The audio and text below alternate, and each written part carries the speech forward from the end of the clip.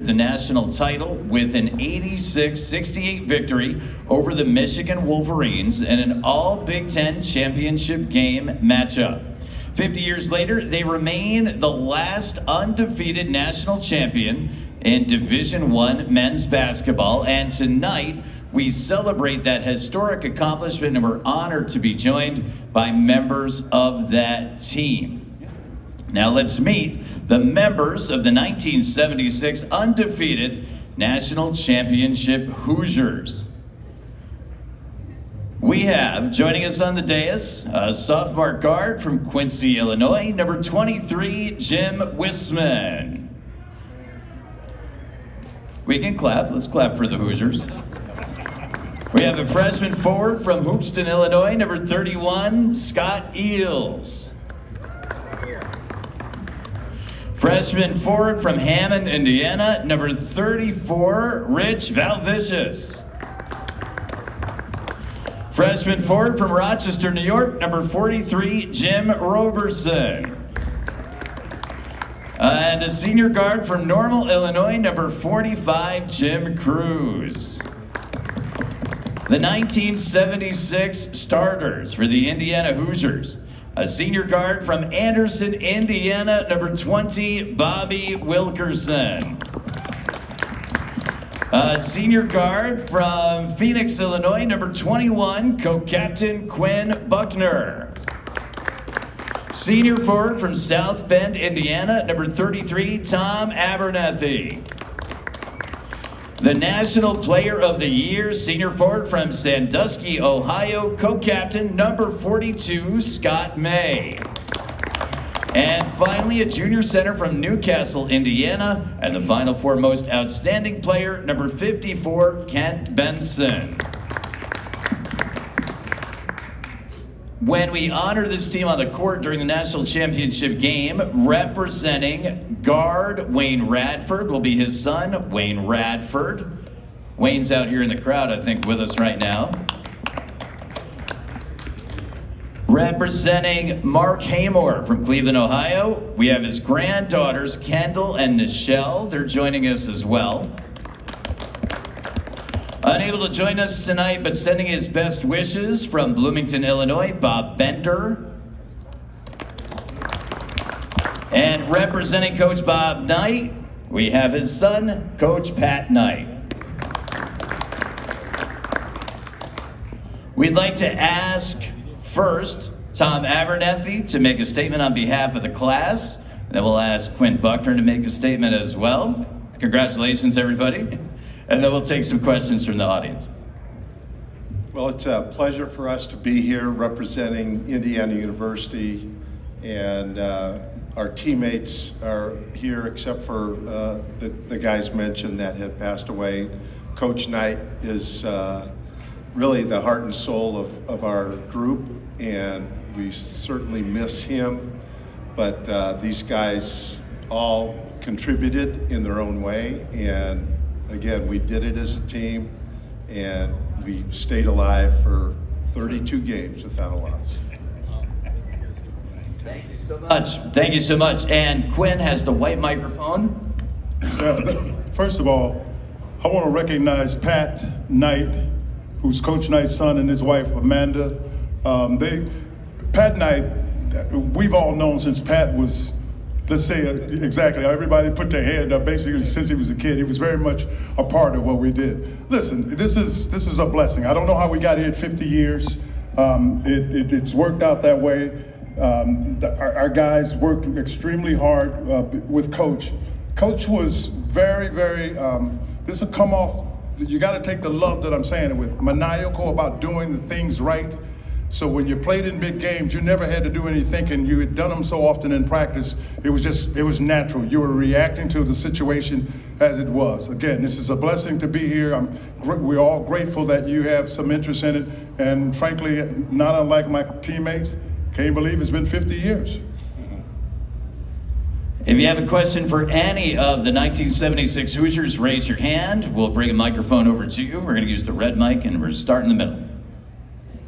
Yeah, Jeff Rabjohns, 24/7 Sports. Quinn, this is for you. For the people who don't understand, can you explain how dominant Scott was and why he was so dominant? Where's Junior at? He don't want to hear this. Scott, listen, I played with Larry Bird, Brian Winters, who you may or may not know. I know you know Larry, and Scott. These are shooters.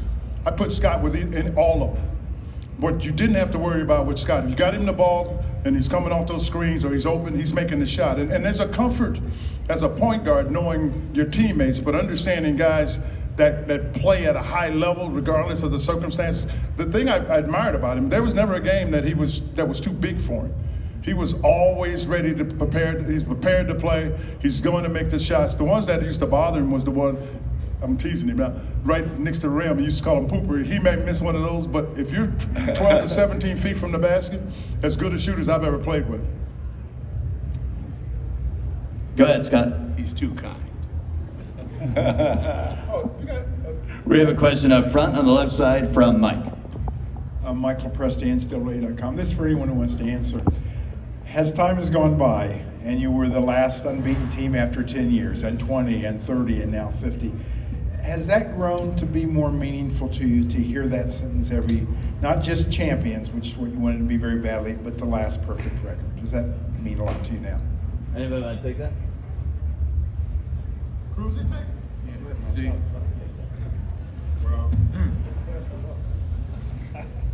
Well, yeah, it means a lot because we worked so hard at the time. We didn't know, as God will have it, we're here 50 years later.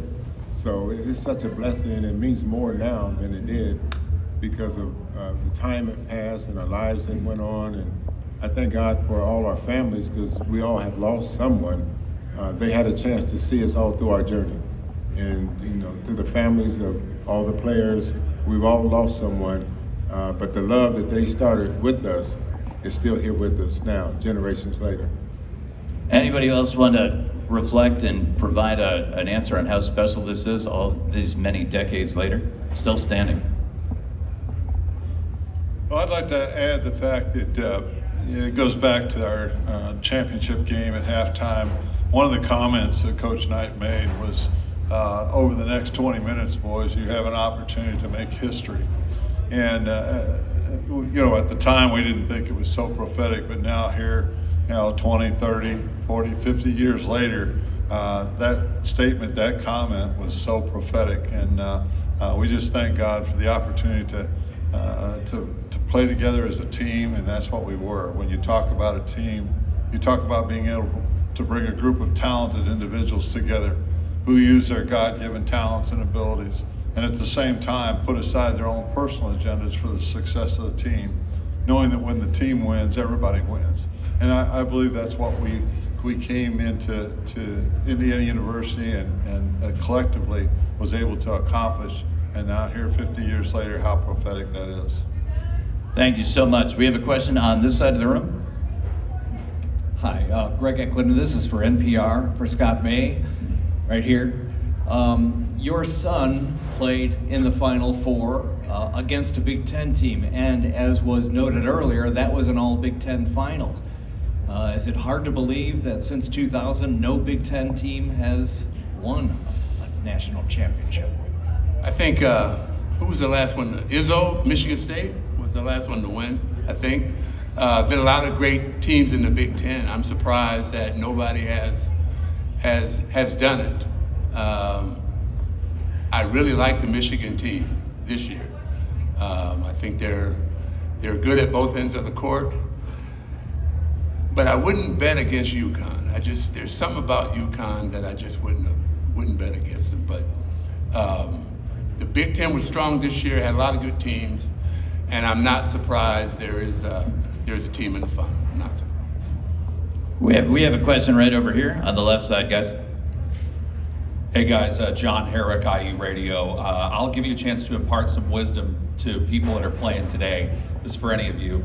There's so many distractions, there's social media, there's things that can pull teams apart. What advice would you give to any future basketball player about excelling as an individual, but also staying together as a team? Ditch social media. I say that, and I don't say it lightly. You're looking for affirmation from people who don't have, as necessarily your best interest at heart. And that's difficult for young. I feel for young people today to have to go through that cycle of their lives where you're looking to see what someone has said relative to what you have either done or not done. That, from a psychological standpoint, has to be very difficult. If you can manage that, then you can get yourself in a space to do the things that, you can do great things because you can now concentrate on what's important. And I think that detracts from what's important. Any other advice from young players, from the last undefeated team members? Yes, I have some advice for them. Get paid. That's good advice. Get paid because, most of them are not going pro. So the best thing they can do, go 1 year, win, transfer, go another year, 6, 7 years, get a check, buy your mama a house, call it a day. I think there's truth in the statement because that's just the nature of the beast. The challenge that we have as the adults, quote unquote, in the room is that for young people to get paid and then leave and go to another school because it doesn't work out, what you lose is the part that tells you got to get through a difficult time. I couldn't play this year because I couldn't go left. Well, you learn to go left and you stay at the school. But it makes it's difficult because many come from environments where this is the only opportunity they have to make whatever money they're going to make. It's difficult, but I've got to tell you, for education, when you think about a young person that's gone to 4 or 5 and with COVID, maybe 6 schools, I don't know how you get a degree, and it really takes away some of your sense of resilience. And that's the thing that is the most interesting thing to me. And it's one of the things that makes the thought of going undefeated a little more difficult, because between social media and the fact that you're looking to change teams and the chemistry that has to be developed, it makes it a huge challenge. I just have to add, though, to a contrary point of view. I think they should get paid too, but I think they should get an education. And we talk about adversity and all the things that people can overcome. I think people that want to can still get an education even with everything that exists. Because, I mean, at the end of the day, that's why you're going to university. Thank you, everybody. We're going to take a question on the right side of the room, toward the front. Mark Monteith, IBJ. You guys have stayed in touch over the years, but I'm just curious, these last few days as you've been together, what's been going on? What are you talking about? What's the experience been like? How much does NIL come up? For any of you, Jim Cruz, you can start. What's it been like being with these guys again after all these years for a few days now? Well, it's amazing when Coach Knight recruited myself, and I'm sure he told these guys exactly the same thing. One of the things that stood out with me, because it was in my home, I think Coach Knight kind of took the baton from our parents. We all had good parents. We had good parents. They had high standards for us. Their demands are strong, and Coach Knight took that baton with it. But one of the things that he said that was, you're going to be around good people. And as we sit here 50 years later, well, really 55 years later, because we're 17 and 18 years old when we met, that's having lifetime friends. That's pretty good. We didn't. Our parents and Coach Knight, we didn't go to the easy crowd. We went to the high standard crowd, and that's been pretty cool. And we haven't lacked any stories either. Anybody want to share any stories safe to share with this audience? Jimmy wants to know why Scott didn't take the ball out on that press against Michigan. Oh my God! I knew they were going to say it. Yeah, they're still giving me grief for that one, because I was talking to my brother in the Michigan game, and he told me, hey, I know you screwed up, but I don't think the guard should have taken the ball out of bounds. And he's a coach, and he said, I don't know why the coaches would have the guard take the ball out of bounds. And I went by about 40 years or so from that. When I saw these guys again, they said, Jimmy, why did you take the ball out of bounds? And He I- had told you all week long.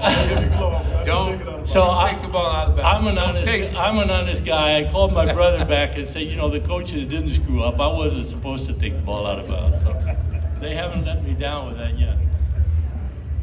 We have a question up front to your left. My name is Steve Kornacki. I'm with the Kornacki Wolverine Report, so you probably know where I'm going here. But Kent, when you were at with the Pistons, I was covering the Pistons, so it's been a long time. I want to talk to you about the putback that forced overtime with Michigan, and your memories of that game and your memories of the national championship game. Well, thank you very much. I appreciate your support all these years too. That's great. I happened to be the one to put the ball in the basket to send it into overtime. But the most incredible play was this guy right here. The play that he made when Quinn took the shot, it came off. Jimmy you'd played what, 10 seconds? 10 seconds that game. But he had the wherewithal. He was involved in the game from the get-go, knew what his job was. And instead of catching the ball and bringing it down, time would have expired. He had the wherewithal while he was still in the air to throw it back up. And that was what made the play such a great play. And I happened to be at the right place at the right time where I was supposed to be. Thanks to Coach Knight. And by the grace of God, it went in. I knew exactly what I was doing because I only had one option, and that was to tap the ball, control the ball, and I tapped it off the backboard, and it went in with 0.01 second to go on the clock. Gentlemen, we're moving to the right side of the room, to the right of the aisle. Hello, pleasure to see and speak to all of you people up there. You were all young men at the time in '76, and now 50 years later, wondering if you can share any life lessons, wisdom, influence that you received from Bobby Knight that still stick with you now 50 years later.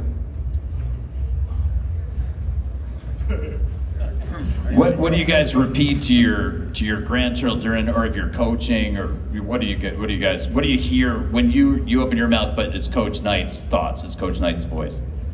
Well, I'd like to start out to say, but one of the famous things that he said is, and it can be applied to every aspect of your life, and that is this. He said the mentalist to the physical is 4:1.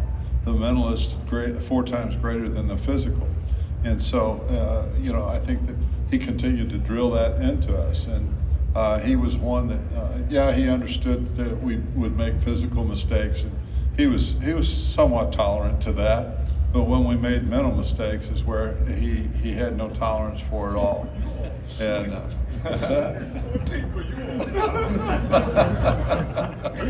Quinn, you remember it differently? okay. That's all right. He's telling a good story. No, that was my comment. Your turn. I think one thing that Coach did, and again, it's a life lesson, is he developed an attitude, our attitudes, our mentality, and our habits on a daily basis. And before you become a champion, you have to have a championship attitude, a championship mentality, and a championship habits before you become a champion. And that's true in basketball, and that's true in life. It just doesn't, they're going to give someone the trophy tonight, and they're not going, oh, now you got championship attitude. That championship attitude started a long time ago with whoever wins tonight. And you know what? Whoever loses tonight, they got a championship attitude too. They're just, one team's going to win, one team's going to lose. That's what makes it delicate. But I thought that's what was great about Coach, because it was daily. You get to choose your attitude, so you might as well choose a good one. If I could just say one thing, I took paying attention to details as a takeaway for me, and I really have been able to apply it in my business life and just everything I do. And he would, like Jimmy said, he would drill into us the importance of whatever it was and make sure that you didn't let little things slip by. So little things are very, very critically important, and I can't tell you how beneficial that has been really my entire life since then. Well, I also think that my most important thing that I pass on to a lot of young people is if practice at 3:30, you come at 3:30, you're late. And he drilled that into me quick and early. Coming in late and thinking you're there on time, and boy, you have to run them stairs. That's not a joke. Is there another question on that side of the room? Rich Valavicius, it's interesting to see you here because you left the program a year later. What made you want to come back, and what has it been like being back with these guys again? Well, the reason I came back is they are great guys. That's one thing Coach Knight did. He always recruited great players and good people. And I came back, and my wife influenced me, my son said, you need to come back and be part of this team. And I was sort of apprehensive about it because I thought, will they accept me? And they opened their arms, and it's been a great week, and they're wonderful people. Now, one thing when I coached in high school that Coach Knight taught me is Coach Knight didn't cheat. He didn't, he did things the right way. And if you ask other coaches when I coached against them, there's one thing about me. If I'm going to go against you, I'm going to do it the right way. I'm not going to recruit players and, do those type of things. I'm going to do it the legal way. And he taught me that. And, the main thing is he taught us to be good people. Every one of these guys are good people. And they're just wonderful. And I'm so proud to be a part of this team. And it's just great to be back. Could I say one thing about Rich? So we had our first get-together on Friday night, so this ties together a few of the questions that we've had. And so I remembered everybody, and Rich was there, and I hadn't seen him for literally, 49 years or 50 years. I hadn't seen him for a long time, and so I had to ask, now who is that? Is he a guest of somebody? But when I saw it was Rich and we connected, it was amazing to think about the very final game of our career when we're down 6 points at halftime against Michigan in the final game.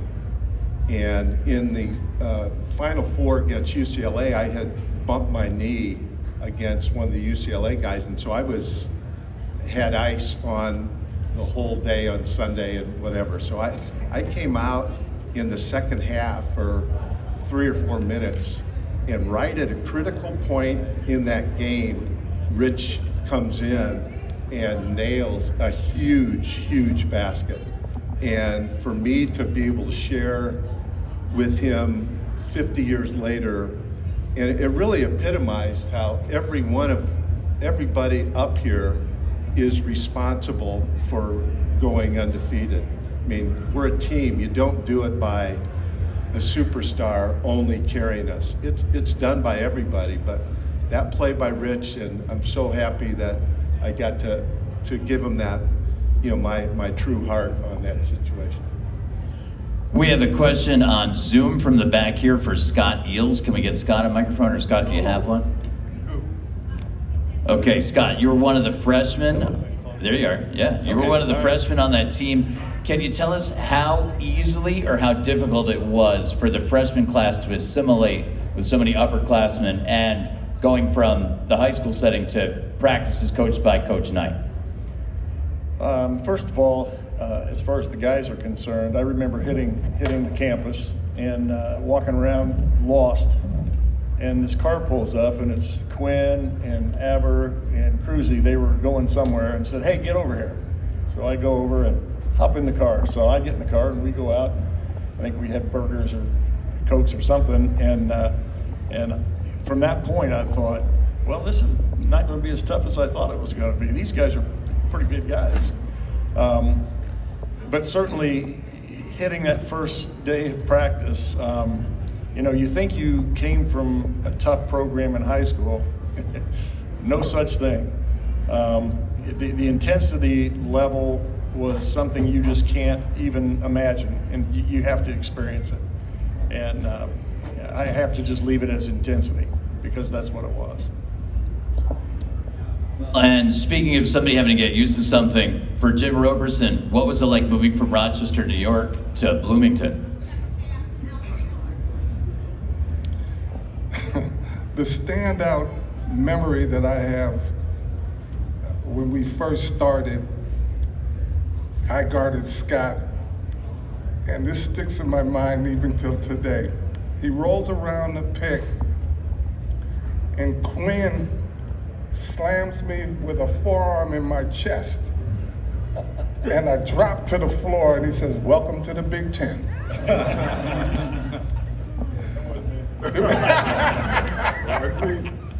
I believe that. I know it was him. But it was all good. It was good. It was good to be a part of the team. It was intense, and nobody's going to lie about that, the intensity that Coach Knight had day in and day out. It led to leadership for all of the individual players, myself included. I stayed around to work at the university for a year, get in state fees, go to law school at IU. And it laid the foundation for each and every player that went through it, because what Coach always said, it was funny, he would change a little bit, but it wasn't too much. He'd always say, "We didn't bring you here to go to school," but that was the underlying emphasis. It was given that you were going to go to school. We brought here to play basketball, but we knew that we were supposed to go to school, and that was a given, and that was a standard that we were supposed to set and keep. Any additional questions for the undefeated Hoosiers? If you have one, raise your hand. Let's take another one over there. I'm just curious, you know, there's probably some guys from the Michigan team that you guys played for the championship here tonight. Have you, by chance, run into any of them over the weekend, or would you like to see some of them tonight? See him doing what? Mark, see him doing what?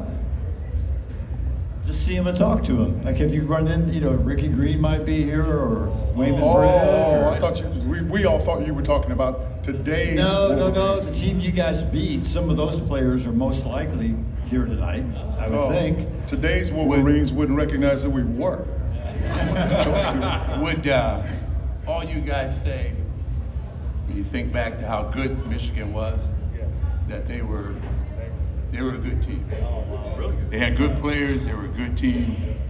I think we had to beat them 3 times that year. And I mean, every game was tough. So I think we all have a lot of respect for the Michigan players. But you haven't crossed paths with anybody, or? No, sir. No, to answer your question, we haven't seen it in Mark.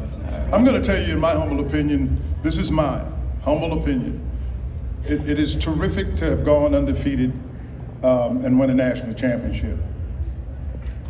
We went 36-0 2 years in the Big Ten. Think about that.